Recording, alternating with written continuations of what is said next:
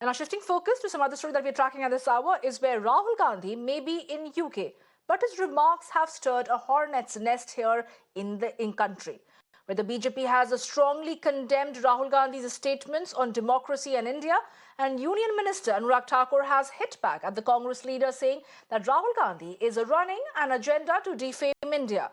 Meanwhile, Shiv Sena has voiced support for Rahul Gandhi, saying that the democracy protectors are with Rahul Gandhi.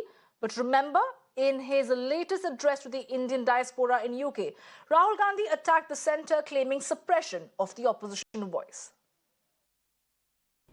विदेशी दोस्त हों, विदेशी एजेंसियां हों, विदेशी चैनल हों या फिर विदेशी जमी हो, किसी का भी दुरुपयोग करके भारत को बदनाम करने का कोई मौका नहीं छोड़ रहे।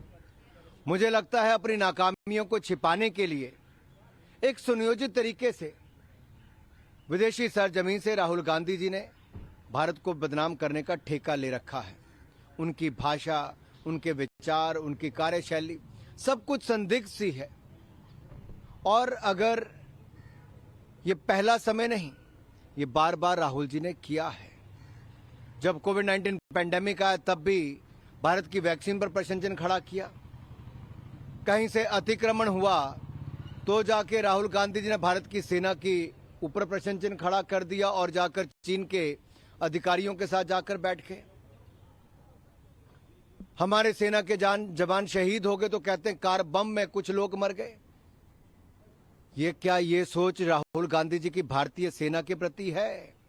कभी हमारे सैनिकों को बदनाम करने के लिए कहते हैं कि उनको थप्पड़ पड़े, क्या क्या कहते हैं। और इतना कमजोर कांग्रेस पार्टी हो सकती है, भारत नहीं है, क्यों अमेरिका को हस्तक्षेप करने के लिए कहें? ना तो हमारे देश की, ना हमारे देश के जवानों की, ना हमारे देश की संवैधानिक प्रणाली की, ना सुप्रीम कोर्ट या इलेक्शन कमीशन या जितने भी हमारे इदारे और इंस्टीट्यूशंस हो, उनकी ज़रा सी भी फिक्र या समझ है राहुल जी को। मैं तो बस ये चाहती हूँ राहुल जी से कि कम से कम वो अपनी इज्जत कर लें। भाई, प्रधानमंत्री की जो हमारी मदर ऑफ डेमोक्रेसीज़ है, उसके इलेक्टेड पीएम हैं, बार बार पछाड़ देते हैं। ठीक है, ना आप फिक्र कीजिए, ना फिक्र कीजिए लोकसभा की, राज्यसभा की, संविधान की, ना फिक्र कीजिए किसी भी एजेंसी की और उनका इज्जत कीजिए, लेकिन अपनी तो फिक्र कर लीजिए। अपने बारे में थोड़ी तो इज्जत लाइए। राहुल गांधी जो असल में अगर मोहब्बत की दुकानें वो हर जगह बनाते रहते हैं, उन्हें सेल्फ लव की ज़रूरत है।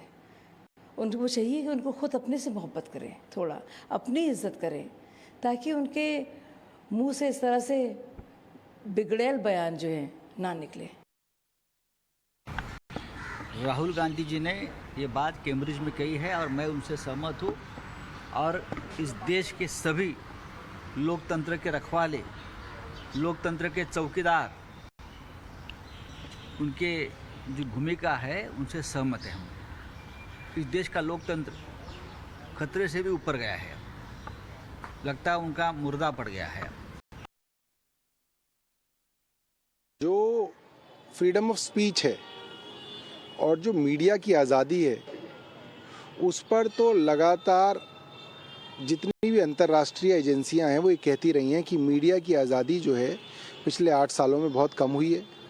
मीडिया पे दबाव जो है हर जगह से बनाया जाता है और जिस तरीके से बीबीसी के साथ जो है छापेमारी केंद्र सरकार ने की, पूरी दुनिया में बहुत गलत मैसेज जो है केंद्र सरकार ने भेजा है कि इनके खिलाफ जो भी मीडिया वाला जो है बोलेगा तो उसके ऊपर जो है इसी तरीके से एजेंसीज का प्रयोग करेंगे। Now let's listen exactly to what Rahul Gandhi had to say earlier, over which this entire controversy is now being created. That an Indian political leader can give a talk in Cambridge University, Harvard University, but he can't give a talk in India, in a university in India. And the reason is that our government simply does not allow any idea of the opposition, any concept of the opposition to be discussed.